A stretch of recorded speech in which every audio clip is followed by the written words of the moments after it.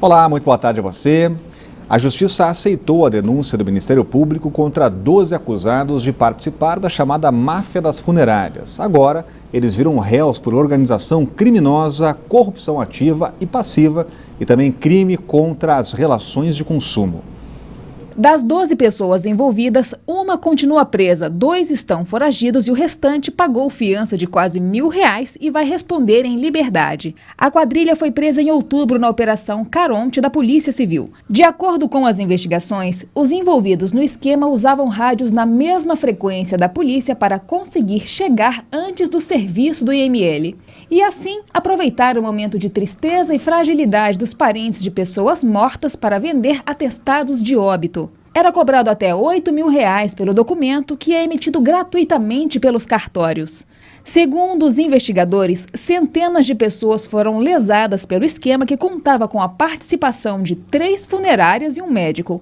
A quadrilha ainda contava com a colaboração de 2 funcionários do Hospital Regional de Taguatinga. Eles são acusados de repassar informações sobre as mortes para que o restante do grupo pudesse assediar as famílias ainda no hospital. Os funcionários recebiam até R$300 por cada indicação. Em nota, a Secretaria de Saúde revelou que foi aberto processo investigativo contra o servidor do Hospital Regional de Taguatinga. Quanto aos terceirizados, foi esclarecido que já foram demitidos pela empresa contratante. E o Ministério Público do Distrito Federal deflagrou na manhã desta terça-feira uma operação para coibir a extorsão envolvendo policiais militares. A repórter Érica Blaine está no Ministério Público e tem mais informações ao vivo. Uma boa tarde, Érica.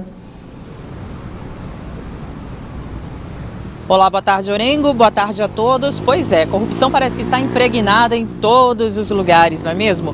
As investigações aqui do Ministério Público apontam que servidores da Polícia Militar do Distrito Federal, responsáveis pelo Departamento de Finanças e Logísticas da corporação, estariam cobrando propina de empresários. Empresários esses que prestavam serviços à corporação. Para receber por esses serviços prestados, esses funcionários da PM, esses servidores, estariam cobrando dinheiro antecipado aí para poder realizar este pagamento. A Polícia Militar soltou nota agora há pouco informando que a Corregedoria da Polícia está colaborando e apoia essas investigações do Ministério Público. Lembrou ainda que como essas investigações estão sob sigilo da Justiça e ainda estão em andamento, tanto o Ministério Público quanto a Polícia Militar do Distrito Federal não vão informar ainda o número de pessoas presas, quem foram essas pessoas presas, mas o fato é que mais detalhes aí você vai acompanhar com o nosso jornalismo da Band. Orengo, é isso. Boa tarde. Boa tarde, obrigado, Érica. Falando ao vivo do Ministério Público, Cláudio Humberto, agora um esquema envolvendo policiais militares. Exatamente. E, inclusive, foi preso um coronel da Polícia Militar, que é o diretor do Departamento de Logística. Um coronel que, inclusive, já esteve envolvido em outros casos rumorosos de tentativa de atentado violento ao pudor. Também teria sido encontrado embriagado dentro de uma viatura com a pistola .40 fora do coldre. Enfim, é uma pessoa que tem tido problemas e, por isso, o comando da PM foi, inclusive, criticado por havê-lo promovido a coronel. Ele está preso e que é o coronel Francisco Feitosa, que é um dos principais acusados, principais suspeitos dessa operação.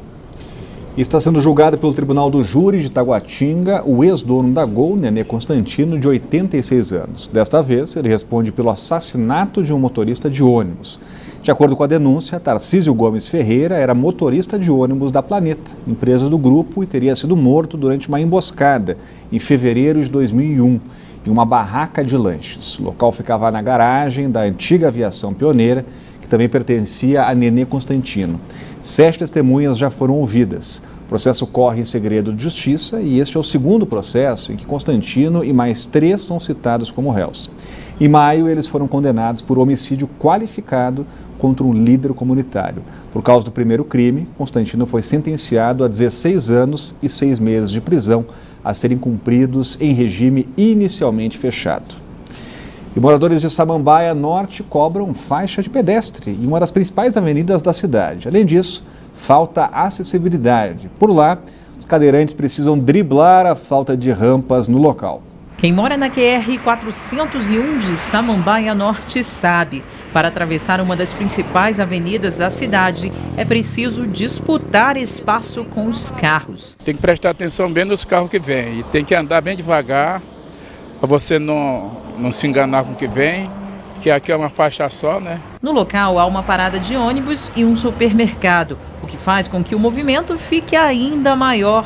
Quem precisa passar pela região cobra uma faixa de pedestres porque acredita que a falta dela provoca acidentes. Os acidentes aqui são diários. Toda semana o bombeiro está aqui nesse local. Então, há essa necessidade de uma faixa de pedestre. E o perigo se mistura à falta de acessibilidade na região.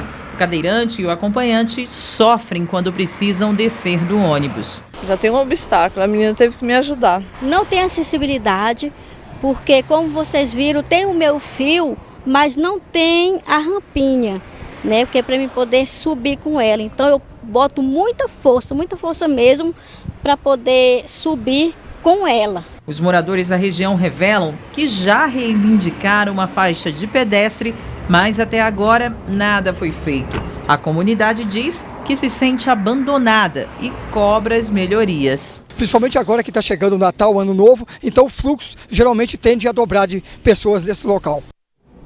Vamos às respostas. Em nota, a Novacap informou que está trabalhando no edital para a construção e reforma de calçadas em todo o DF.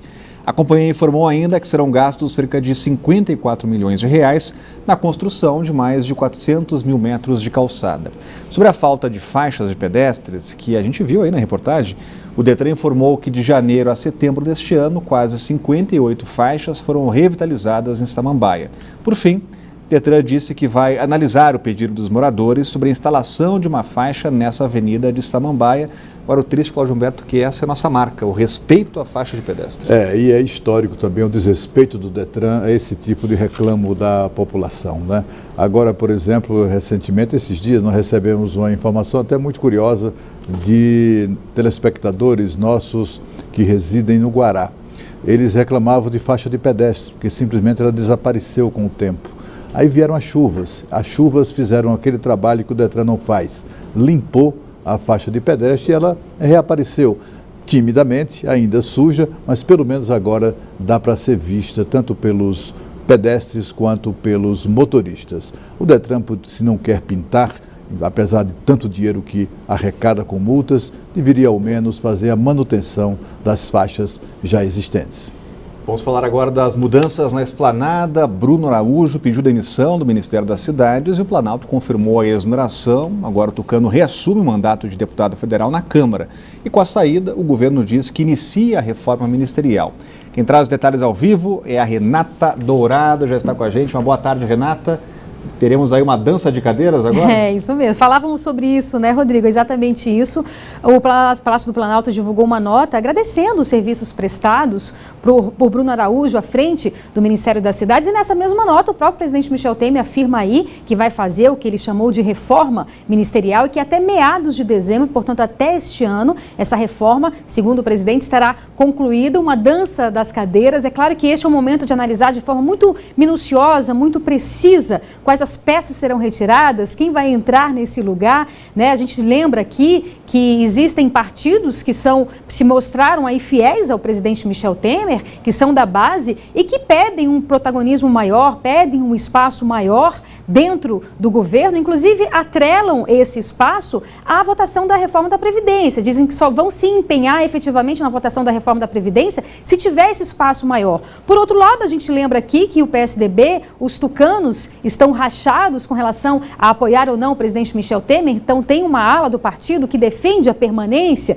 defendem aí que o partido fique ao lado do presidente da República até o final do governo. E já existem outros parlamentares, deputados e senadores que defendem também uma autonomia maior, não querem atrelar a figura dos tucanos, a figura do PSDB, a figura tão desgastada do presidente Michel Temer. Então o fato é que o PSDB está partido e diante desse racha aí o próprio ministro decidiu sair. Agora é esperar para ver quais são os outros ministros, possivelmente alguns cargos também do PSDB devem ser modificados, mas é claro que isso aí é uma questão que tem que ser analisada de uma forma muito minuciosa, porque o que o governo pretende e quer, o foco está todo agora para aprovar a reforma da Previdência. Então, essa semana vai ser uma semana de ajustes, onde o governo vai finalizar esse novo texto da reforma da Previdência, que deve ser enviado ao Congresso Nacional na semana que vem. Então, a expectativa é que esse texto mais enxuto, mais conciso, menos polêmico, seja aprovado no primeiro turno ainda em novembro. Essa, pelo menos, é a expectativa. Então, a gente lembra aqui que, por se tratar de uma PEC, proposta de emenda constitucional, que modifica a Constituição, então precisa ser aprovado em 2 turnos na Câmara e 2 turnos no Senado. Precisa de 308 votos na Câmara, no universo de 513 deputados, e de 49 votos no Senado, no universo de 81 senadores. Então, a gente está falando de um número bastante expressivo de votos, mas a meta do governo é essa, e o governo, pelo menos o presidente Michel Temer, está bastante otimista de ter a certeza que essa reforma vai ser aprovada. Rodrigo. Obrigado, Renata. Já com o início da reforma ministerial, Cláudio Humberto, tem uma reacomodação aí da base aliada? Exatamente. A reacomodação é provocada não apenas pelo desembarque do PSDB, que é inevitável, a partir da convenção do próximo dia 9. O desafio do presidente Michel Temer é fazer essa reforma antes disso, porque os tucanos, até de forma oportunista, querem promover uma espécie de bananaço nacional contra Michel Temer saindo do governo no próximo dia 9. A questão é que há 17 ministros que são candidatos às eleições de 2018 e, portanto, eles terão que deixar os seus cargos até abril do próximo ano. Portanto, essa reforma agora já vai contemplar, já pretende contemplar, inclusive, a substituição desses ministros que serão candidatos nas eleições do próximo ano. Portanto, a eleição não será tão pequena quanto se imaginava, será até muito maior do que se pensava. E a seguir, metroviários decidem em assembleia continuar em greve. O Band Cidade volta já.